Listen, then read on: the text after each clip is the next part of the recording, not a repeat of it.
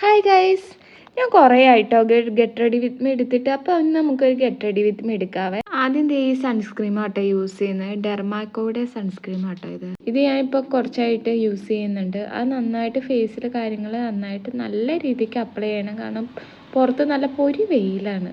അപ്പോൾ പുറത്തേക്ക് ഇറങ്ങുമ്പോൾ കുറച്ചിട്ടിട്ട് പോയിട്ട് ഒരു കാര്യമില്ല. പിന്നെ രണ്ടാമത് ഈ മേരി ജോക്കിൻ്റെ ലിപ് ലൈനർ ആട്ടോ. ഇത് നല്ല ഡാർക്കായിട്ടുള്ള ഷെയ്ഡാട്ടോ. ഞാൻ ഡാർക്കായിട്ടുള്ള ലിപ്സ്റ്റിക്കാണ് യൂസ് ചെയ്യുന്നത്. അതുകൊണ്ടാണ് ഞാൻ ഡാർക്കായിട്ടുള്ള ഷെയ്ഡ് യൂസ് ചെയ്യുന്നത്. എനിക്ക് തോന്നുന്നു ഇതൊരു 200 സംതിങ് ആണ് ഈ ലിപ് ലൈനറിന് റേറ്റ് വരുന്നത്. പിന്നെ രണ്ടാമത് ലിപ്സ്റ്റിക്ക് ഞാൻ പറഞ്ഞില്ലേ ഡാർക്ക് ഷെയ്ഡാണ് ഞാൻ യൂസ് ആക്കുന്നതെന്ന്. അതുകൊണ്ട് ഈ ലിപ്സ്റ്റിക്കാട്ടോ യൂസ് ആക്കുന്നത്. ഇതും പിന്നെ എപ്പോഴത്തേയും പോലെ ഒരു കോമ്പാക്ട് പൗഡർ എടുത്തു. ഞാൻ ഇവിടെ മെബിലിൻ്റെ ആട്ടോ എടുത്തേക്കുന്നത്. ഇതെനിക്ക് തോന്നുന്നു ഞാനൊരു 3-4 വർഷമായിട്ട് ഇത് തന്നെയാണ് യൂസ് ചെയ്യുന്നത്. നന്നായിട്ട് നല്ല അബ്സോർബ് ചെയ്യും. കാരണം എൻ്റെ ഓയിലി സ്കിന്നുമാണ്.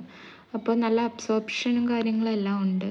പിന്നെ മെയിനായിട്ട് ശ്രദ്ധിക്കേണ്ട ഒരു കാര്യമുണ്ട് കേട്ടോ. നമ്മൾ മേക്കപ്പ് ഇടുമ്പോൾ ഇങ്ങനത്തെ പൗഡർ ഐറ്റംസ് കാര്യങ്ങളെല്ലാം ഇടുമ്പോൾ നമ്മൾ ഫേസിൽ മാത്രം അപ്ലൈ ചെയ്യില്ല, കഴുത്തിലും കൂടെ അപ്ലൈ ചെയ്യണം കേട്ടോ. ഇല്ലെങ്കിൽ ഫേസ് ഒരു കളറ്, കഴുത്ത് വേറെ കളറ്, അങ്ങനെ ആയിരിക്കും കേട്ടോ.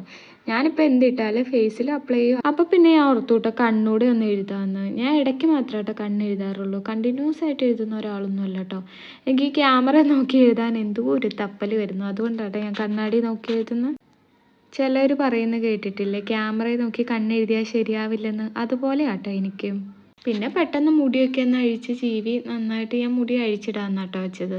കാരണം ബോണി സ്റ്റൈൽ കാര്യങ്ങൾ കെട്ടണ്ടോന്ന് ഓർത്തു. പിന്നെ ജസ്റ്റ് മുടിയൊക്കെ ചീവി ഒന്ന് ഒതുക്കി. കാരണം എൻ്റെ മുടിയുടെ അറ്റം കോല് പോലെ ആട്ടോ കിടക്കുന്നത്. ഒട്ടും കട്ടിയ കാര്യങ്ങളോ ഒന്നുമില്ല. അതുപോലെ തന്നെ നല്ല ഡ്രൈയും ആവുന്നുണ്ട്. അപ്പോൾ ഞാൻ പിന്നെ ജസ്റ്റ് ഒന്ന് ചീവി ഒന്ന് ജസ്റ്റ് ഇട്ടു, അത്രേ ഉള്ളൂ. പിന്നെ ഈ ഇയറിങ്സ് ആട്ടോ ഞാൻ യൂസ് ചെയ്യുന്നത്. ഇത് ഞാൻ ഈ ഷർട്ടിൻ്റെ കൂടെ സ്ഥിരമായിട്ട് യൂസ് ചെയ്യുന്നതാണ്. എന്നെ കാണുന്നവർക്ക് എന്തായാലും അറിയാം, ഞാൻ കൂടുതൽ ഈ ഷർട്ടിൻ്റെ കൂടെയാണ് ഈ ഇയറിങ്സ് എന്തായാലും യൂസ് ചെയ്യുന്നത്.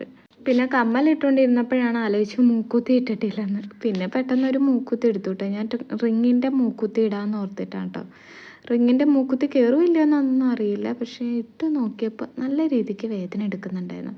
പിന്നെ കുറച്ച് നേരം അങ്ങോട്ട് ഉന്തും തള്ളുമായിട്ട് കുറച്ച് നോക്കിയെങ്കിലും അത്രയും അങ്ങ് സെറ്റായില്ല. പിന്നെ കുറച്ച് ടൈം എടുത്ത് കണ്ണിൽ നിന്ന് പൊന്നീച്ച് പറക്കുന്ന പോലെ വേദനയും കാര്യങ്ങളും ഉണ്ടായിരുന്നു. വേറൊന്നുണ്ടായില്ല. പിന്നെ കുറച്ചായിട്ട് തള്ളി ഒരു തരത്തിൽ അങ്ങ് കയറ്റി.